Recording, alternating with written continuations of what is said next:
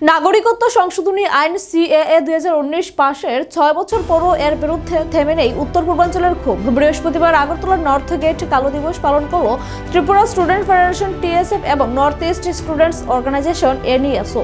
হাতে কালো পতাকা, গায়ে কালো ব্যাজ, স্লোগানে মুখরিত হয়ে উঠল নর্থ গেট এলাকা। নাগরিকত্ব সংশোধনী আইনের প্রতিবাদে আজ দুপুর থেকে নর্থ গেটে জড়ো হতে থাকে টিএসএফ ও এনইএসওর সদস্যরা। কালো পতাকা ও ব্যানার নিয়ে সংগঠনের সদস্য জানান, সিএএ উত্তর পূর্বের স্বার্থবিরোধী, বেআইনি অনুপ্রবেশ ও সংস্কৃতিগত আগ্রাসনের আশঙ্কায় এই আইন প্রত্যাহারের দাবিতেই প্রতিবাদ কর্মসূচি। সিএএ বিরোধী আন্দোলন আরও তীব্র হবে বলে হুঁশিয়ারি দিয়েছেন সংগঠনগুলো। প্রতিবাদকে কেন্দ্র করে গোটা এলাকায় উল্লেখযোগ্য পুলিশ মোতায়েন ছিল, তবে কর্মসূচি শান্তিপূর্ণভাবেই শেষ হয়।